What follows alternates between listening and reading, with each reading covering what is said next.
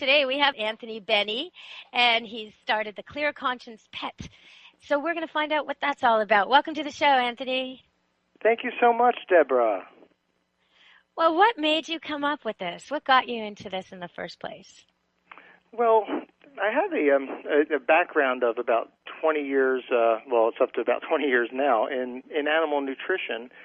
And I spent a major part of the beginning of that process, helping to build a natural pet food company as an independent associate. And what I came to realize was that even though we were making good quality foods, that we were missing a really important part of what I felt as if was the not only nutritional but spiritual element of the equation. And that element for me was, why are we feeding our dogs and cats with animals that have not been treated properly? So in my mind, it was like, wait a minute, we're treating our dogs and cats as family, as well we should.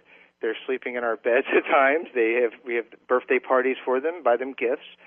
And on the other hand, we are not looking at how the animals on the farm are being treated, or we're not looking enough at that issue, not only from a moral standpoint, but also from a health standpoint. And so that started an exploration for me where I went out and started to kind of rebuild my career in the pet products industry. I wanted to work from a standpoint of saying, what does a true clear conscience come from when it comes to feeding our animals? And I realized, at least in my mind, that we were missing the equation of saying, if the animals who are the source of our food are treated well, and not as companions, but treated with respect and dignity, that they will reward us with healthier food, and we will create a more full and complete spiritual sphere between us, our companion animals, and the animals that help to support mankind and have for tens of thousands of years. It's not only about how we treat the animals that we use in part of our agricultural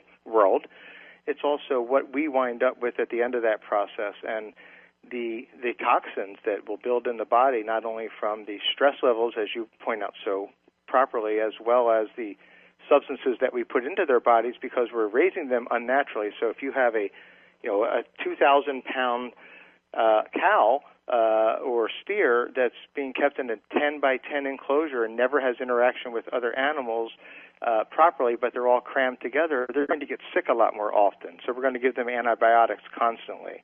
Those antibiotics are going to be in their system, and then we're going to eat that meat, and we're going to become immune to those antibiotics, and they won't work for us when we get sick. Again, that comes back to what Clear Conscience Pet was about, is kind of trying to bring that responsible sense of stewardship over animals as opposed to using them. I don't believe that we own our pets.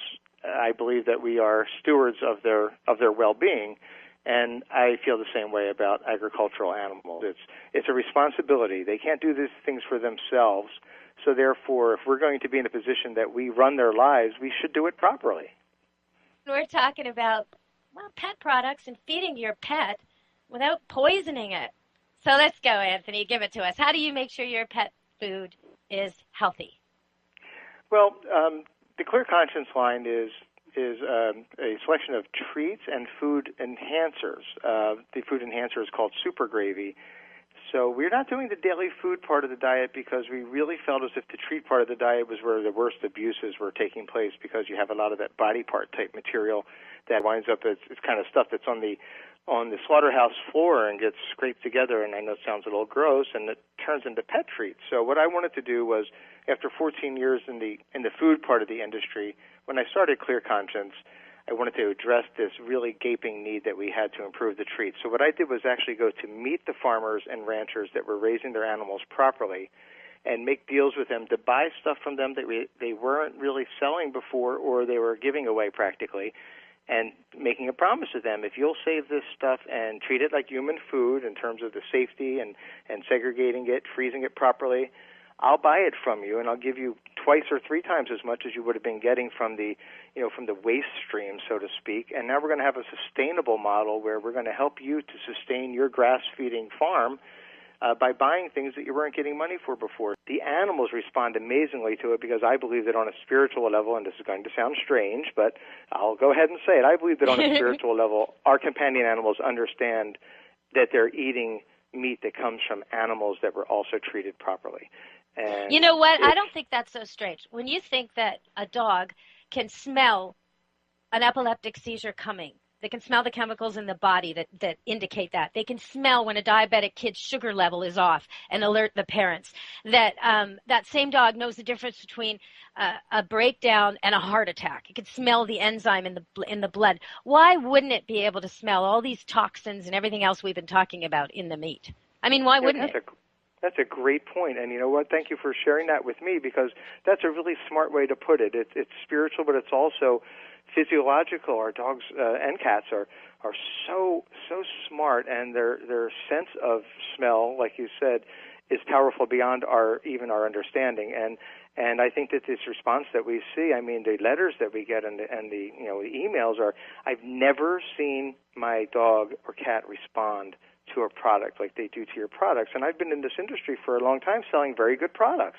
So obviously that makes us feel good because we're getting that kind of response, but it also means we're touching on something that's deeper than we even realize.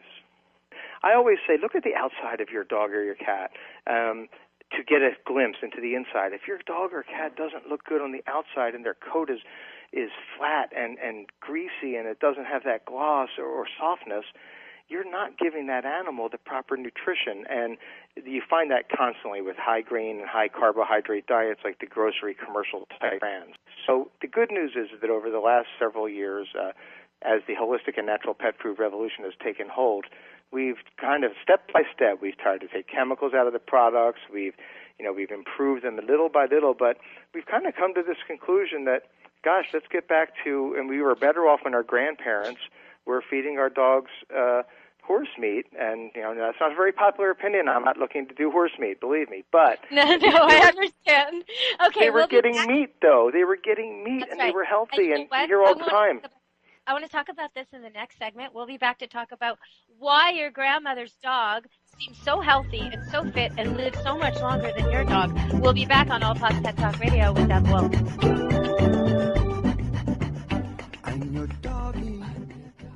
My guest today is Anthony Bennie, and his company, Clear Conscience Pet, will help you give your dog and cat treats that won't involve all kinds of processed chemicals, hormones, and stuff from China. We never even got to that yet. Why you like American-sourced products. About 5 years ago, in 2007, as many people remember, we had the most serious recall of pet foods that's ever taken place in this country. And it was traced back to protein additives from China, and it exposed a dirty little secret that U.S. companies were buying a lot of ingredients from these Chinese sources because of the low cost, and then incorporating them into products without any labeling. There's no legal requirement that says if you have a Chinese ingredient but you make the product in the USA that you have to say that. So it doesn't mean that there's something evil or wrong about China in and of itself, but the problem is that there's not anywhere near the level of control and oversight over the agricultural industry in China as there is here, and we know that they're very dedicated to have a huge trade imbalance, so that their economy becomes strong and ours becomes weaker.